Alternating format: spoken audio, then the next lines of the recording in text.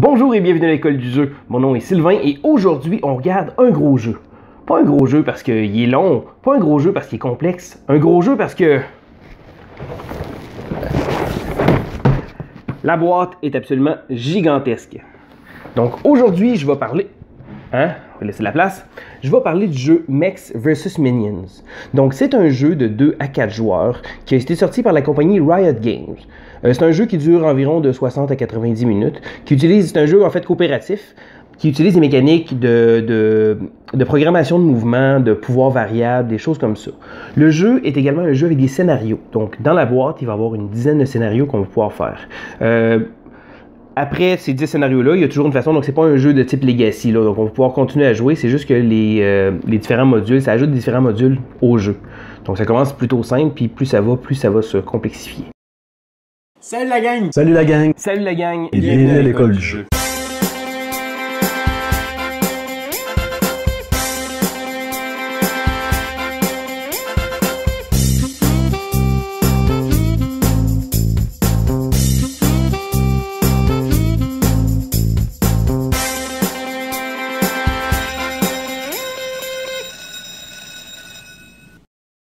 Donc, avant d'aller avec les règles du jeu, je veux vous parler un peu de ce jeu-là en tant que tel. Le jeu est sorti par la compagnie Riot Games. Riot Games, c'est pas une compagnie qui est habituée dans le monde du jeu de société. La preuve, c'est leur premier. C'est une compagnie en fait de jeux vidéo, mais au singulier, parce qu'ils ont fait le très célèbre jeu League of Legends, qui est un jeu très populaire et vraiment répandu partout dans le monde. La compagnie s'est décidée de pouvoir d'essayer d'aller chercher un autre type de joueur, donc peut-être bien d'aller chercher le joueur de PC avec une propriété intellectuelle comme celle de League of Legends. Ça reste que c'est pas League of Legends, le jeu de plateau, mais ça va faire un beau pont entre les deux. Habituellement, comment les compagnies fonctionnent, ils vont souvent mettre leurs produits sur Kickstarter, ou encore ils vont annoncer leurs produits, et puis on va attendre plusieurs mois, puis après ça, on va avoir le jeu que tout le monde va avoir attendu, puis on va être content. Mais Riot Games a fait ça tout à fait différemment. Comme je dis, ils font partie, c'est un des jeux les plus joués, et la compagnie fait des revenus de 1,6 milliard de dollars environ. C'est pas des chiffres exacts, mais du moins c'est ce que Google m'a donné. 1,6 milliard de dollars. Dites-vous que l'industrie du jeu de société l'année passée était aux alentours de 1,3, 1,4 milliard selon les chiffres que j'ai trouvés. Donc ça veut dire que la compagnie fait beaucoup d'argent, mais ça ne veut pas dire qu'ils ont fait les choses à moitié. Donc habituellement, comme j'expliquais, les jeux sont présentés, les gens les attendent. Dans le cas de Mechs vs Minions, personne n'en a entendu parler pendant très longtemps. Puis un jour, ils ont décidé d'avoir une espèce d'embargo médiatique. Donc, tous les grands critiques, les personnes qui sont reconnues un peu partout dans le domaine, que ce soit Tom Vasel, Shadow and Sit Down, puis d'autres personnes comme ça, comme The Secret Cabal, ils ont tous eu une copie à l'avance et ils ont fait leur revue du jeu. Il y a même Rodney Smith de Watch It Played qui a fait comment jouer. Et à une heure très précise, le voile s'est levé, puis tout le monde a sorti leur critique en même temps. Ça l'a fait une espèce de vague médiatique, comme une espèce de petit blockbuster. C'est quelque chose qu'on ne voit pas souvent dans le monde du jeu de société, mais Riot Games a réussi à faire ça, puis ils ne sont pas allés avec le dos de la cuillère. Donc, quand le jeu est sorti en tant que tel, bon, les nouvelles du jeu sont sorties, les gens le montrent, il y a une espèce de gros buzz autour de ça. Les gens se sont dit, bon, mais combien de temps on va avoir à attendre? Riot Games, encore là, avait pas chômé. Qu'est-ce qu'ils ont fait, c'est que le jeu était déjà dans leur entrepôt. Ils n'utilisent même pas un mode de distribution autre. Eux-mêmes, ils vont le distribuer, donc directement à partir de leur site web. Ils ne l'ont pas donné à différents commerces. Le jeu ne sera jamais vendu en commerce. Le jeu est vendu directement sur leur site web. Et également, c'est eux autres qui s'occupent de tout ce qui se trouve à être la logistique du transport pour ça. Inutile de dire qu'une compagnie de jeux de société ne pourrait pas vraiment se permettre ça, mais encore là, Riot Games a décidé d'y aller fort. Donc, à ce moment-là, il y a une espèce de... pas une précommande, mais le site internet disait qu'à une certaine date, à une certaine heure, les gens allaient pouvoir commander le jeu. Il allait en avoir assez, sauf qu'il allait sûrement les distribuer en plusieurs vagues, donc des vagues de prévues. Donc les gens ont voulu se dépêcher pour pouvoir aller avoir leur copie de Mechs vs Minions pour l'avoir sur la première vague. Le site internet a crashé pendant plusieurs heures. Ça veut dire qu'il y a des gens qui ont pesé sur F5 pendant assez longtemps pour pouvoir essayer de réussir à commander ce jeu-là. Ça n'a pas été facile, mais il reste que la compagnie s'était dit qu'il allait pouvoir réussir à fournir la demande, puis ça, à la date, ils ont réussi. La prochaine vague est prévue, je pense, pour le mois de juin 2017. Fait que juste de la manière que ça a été lancé, ce jeu-là, déjà là, il y avait une espèce de buzz autour de ça, parce que c'est pas tous les jours qu'on voit quelque chose comme ça arriver, Puis, ben, moi, personnellement, c'est la première fois que j'assistais au relâchement d'un gros blockbuster comme Mech vs. Minions. Mais bon, ça complète un petit peu ce que je voulais raconter sur le jeu. Maintenant, on va aller voir comment ça se joue. La seule chose qu'il faut que je vous explique, c'est que je n'ai pas fait le jeu au complet. Donc, le jeu est avec des missions. Il y a une dizaine de missions qui se trouvent être dans la boîte. Et au fur et à mesure des missions, on débarre des choses tranquillement pas vite. Donc, c'est comme une espèce de scénario d'introduction. À ce moment-là, on apprend comment les mécaniques fonctionnent. Et après ça, il rajoute des choses, puis il rajoute des choses. Puis il y a plusieurs endroits, des choses qui sont scellées dans la boîte. Donc, il n'y a rien à détruire comme un jeu de type Legacy. Mais au contraire, on va construire, on va ajouter des choses. Il y a même une boîte avec des choses qui sortent un peu de là. On dirait peut-être bien un modèle en plastique, mais on ne le sait pas tant qu'on ne sera pas rendu à la mission. Fait que moi, de mon côté, je n'ai pas fait les 10 missions. Ça va être difficile pour moi de tout vous parler, mais de toute façon, personne ne veut avoir des spoilers. Les gens veulent savoir juste comment ça fonctionne en général. Ils veulent avoir la surprise d'ouvrir les enveloppes, de débarrer des choses, puis pouvoir avoir cette joie-là que moi-même j'ai eu en jouant la copie ici que j'ai avec moi. Donc, on va aller aux règles de base, puis après ça, on va revenir avec ce que je pense de Mechs vs. Minions. Voici le jeu Mechs vs. Minions. Donc, avant tout, je suis pas le genre de gars qui fait des unboxings, mais ce jeu-là mérite d'avoir un petit déballage. Donc, on regarde le contenu de la boîte, parce que elle est gigantesque. Mais à l'intérieur, c'est vraiment incroyable la manière qu'ils ont fait ça. Premièrement, ce qu'on appelle les inserts, donc les plastiques qui servent à tout retenir, tout est parfait et tout est à sa place. Donc chacun des plateaux, ici, de miniature, des choses qu'on a, tout est à sa place de manière vraiment, vraiment, vraiment parfaite. Donc on reçoit ici, on a également les personnages. Je suis pas un fin connaisseur de l'univers de League of Legends, mais c'est les personnages qu'on retrouve dans cet univers-là. Le jeu vient avec une centaine de petits minions, donc les petites créatures qu'on va affronter. Et on en a pas à peu près, parce que des plateaux de petits minions, il y en a une quantité incroyable. Ce qui est vraiment fascinant, c'est qu'il y a plusieurs modèles différents. Puis avec le moulage qu'ils ont fait, on peut les placer absolument à n'importe quel endroit. C'est vraiment parfait. Les petits minions ne sont pas peinturés, mais par exemple, ils ont ce qu'on appelle un wash. Donc c'est comme une espèce de dégradé qui est fait. Ça leur donne un super look. De leur côté, les personnages principaux, donc les mechs, ici, sont déjà pré-peinturés et ils sont d'excellente qualité. C'est vraiment incroyable. Ce qui est impressionnant aussi avec le jeu, c'est qu'il y a des choses qu'on ne connaît pas dans la boîte, comme une grosse boîte ici que je ne déballerai pas, mais qu'il y a des choses qui sortent de là. Tiens, on dirait une hache. Donc la boîte est scellée, parfait. Je ne vous montrerai pas le contenu parce qu'on n'est pas rendu là. Le jeu vient avec beaucoup de matériel. Ce qui est impressionnant, par exemple, c'est qu'il n'y a aucun punchboard, donc aucun carton, ce qu'on appelle des cheats en carton, des choses comme ça.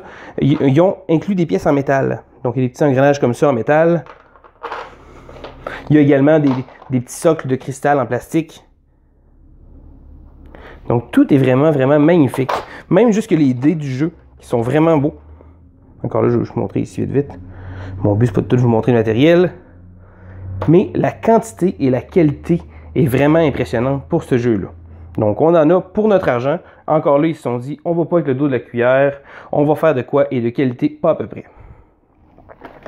Donc ici, on a, bon, on dirait. Comme j'expliquais, il vient avec des enveloppes top secret.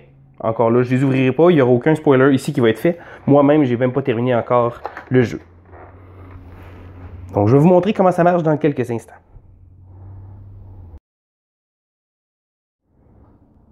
Sans être un scénario en particulier, je vous montre un peu à quoi le jeu ressemble. Donc, quelles vont être les mécaniques. Puis ça, au début de la partie. Il faut se dire qu'avec les missions, il va y avoir différentes choses qui vont se rajouter. Donc moi, c'est vraiment la base que je vais vous montrer comment ça fonctionne. La première étape qu'on a, on a un plateau de jeu. Ça, c'est notre plateau de commande. Donc c'est ici qu'on va programmer nos actions, donc de 1 à 6, pour pouvoir jouer. Quand on va jouer, on va placer des commandes. Notre mech va bouger avec les commandes qui sont inscrites là. Donc les commandes ne sont pas optionnelles. Vous êtes obligé de les faire et dans l'ordre qui sont décidés. Ensuite, après la phase de commande, ça va être le tour des minions qui vont agir selon les missions. Donc souvent, bon, ils vont se déplacer de 1, ils vont tous avancer de manière mécanique. Et ensuite, il va y avoir des nouveaux minions qui vont arriver Encore là, selon le scénario, des fois ils vont arriver sur différentes runes comme ça, des fois ils vont arriver sur le bas du plateau de jeu, etc. Et ensuite, ils vont attaquer. Ils attaquent en avant de manière orthogonale, donc pas diagonale. À ce moment-là, ici, il attaquerait le mec. Pour aller en détail, la première phase qu'on fait, et je vais vous montrer une petite tête de jeu qui est vraiment géniale ici. Donc la première chose qu'on va faire, Draft Command Cards. Donc c'est là que les joueurs vont tous jouer ensemble pour faire un draft, donc attraper certaines cartes de commande. Selon le nombre de joueurs, un nombre différent de cartes va être révélé à tout le monde.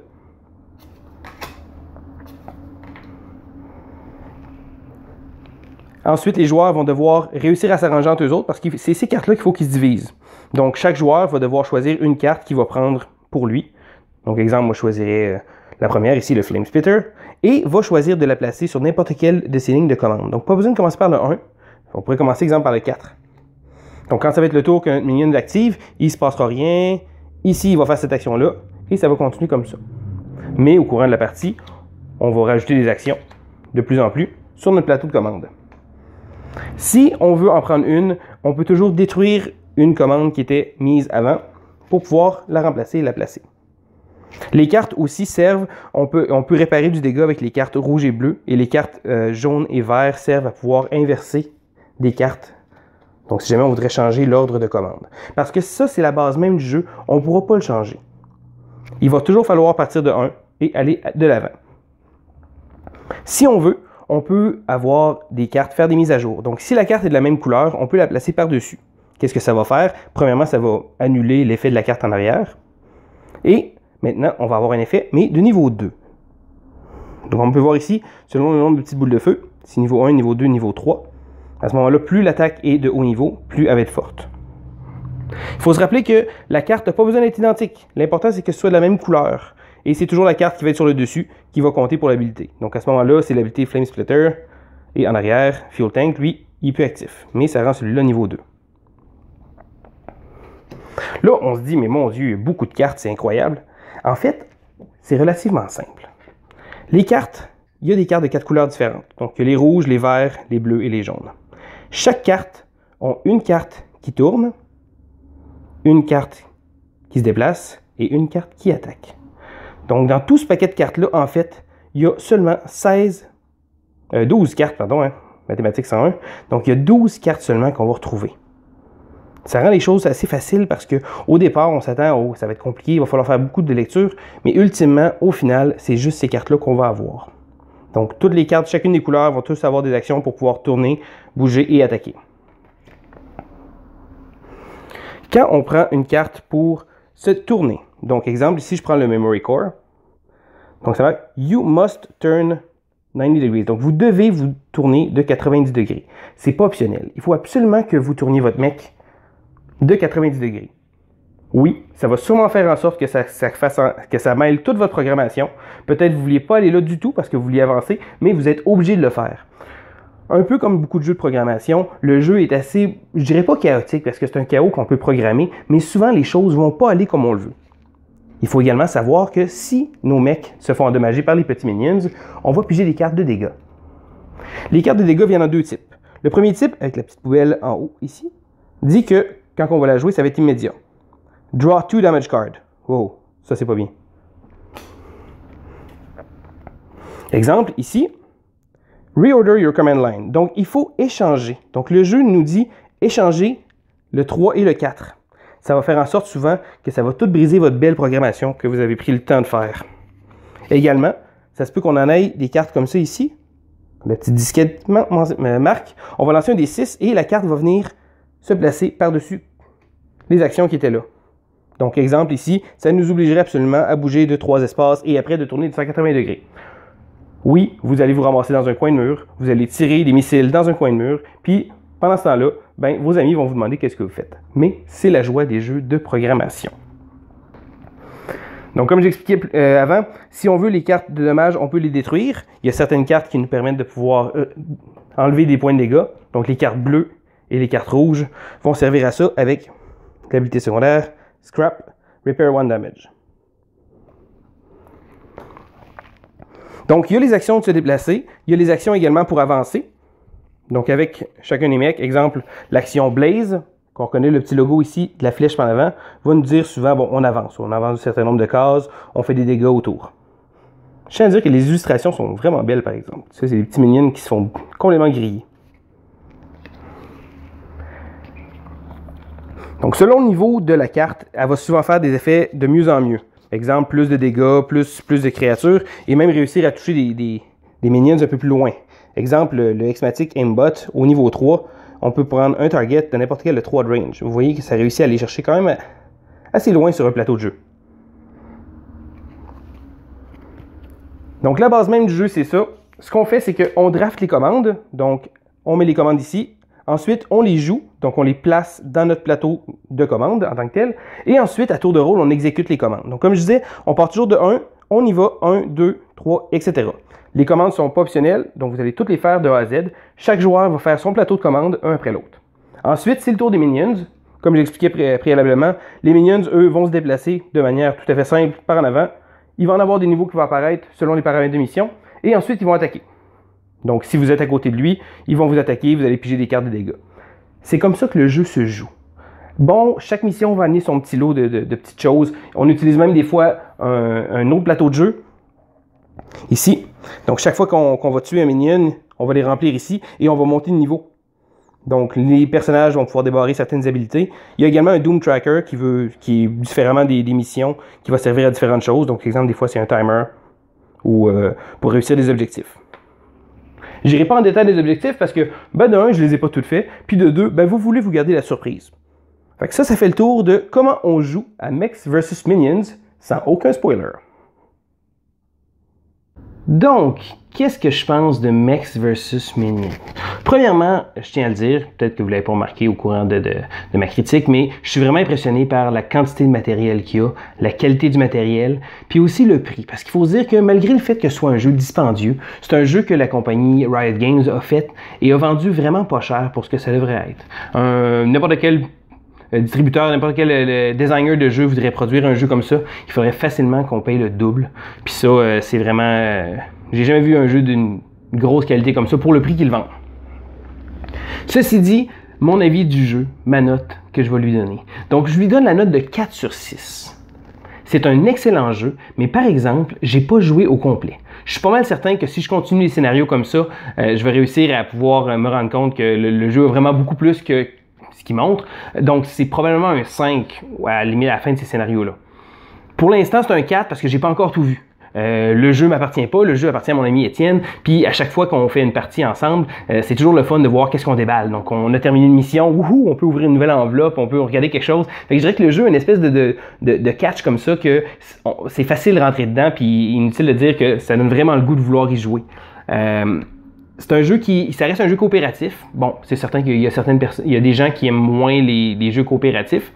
Moi, personnellement, ça ne me dérange pas. J'aime vraiment ça. Il faut vraiment qu'on travaille ensemble pour pouvoir essayer de faire les choses. Souvent, les jeux de programmation, j'ai aussi beaucoup de misère. Des jeux comme Colt Express, je suis pas vraiment un fan. Mais ce jeu-là le fait de manière tellement élégante. Ça reste que ça ne marchera pas toujours comme qu'on veut. Les scénarios sont pas nécessairement très difficiles, mais si on part du mauvais pied, souvent, on va perdre le scénario assez rapidement. Mais ça donne juste le goût de pouvoir en faire une autre partie pour essayer de réajuster le tir. Encore là, quand on est une gang de monde, on va tourner dans tous les sens, on va lancer dans tous les sens. Par chance, on ne peut pas se blesser, donc si on tire dans un ennemi, ben, ça ne fait pas des dégâts par chance, parce que sinon, je pense que ce jeu-là réussirait à faire plus d'ennemis que risque ou diplomatie. Fait que c'est ce que je pense du jeu Mechs vs Minions, un jeu vraiment impressionnant, un gros blockbuster, un jeu qui est absolument vraiment tape à l'œil. Les gens vont le voir sur une table, vont faire wow. Puis peut-être bien même que ça va aller chercher une autre foule de gens, les joueurs de PC, des choses comme ça va leur montrer c'est quoi un board game moderne, puis dire wow, ok, c'est vraiment impressionnant. Ça reste que c'est pas un jeu de PC en tant que tel, mais le jeu, écoutez, c'est vraiment phénoménal. Je pense qu'il y en a pas vraiment dans ce genre-là. C'est le jeu Mechs vs Minions et je le recommande. Donc c'était Sylvain pour l'école du jeu et on se dit à la prochaine.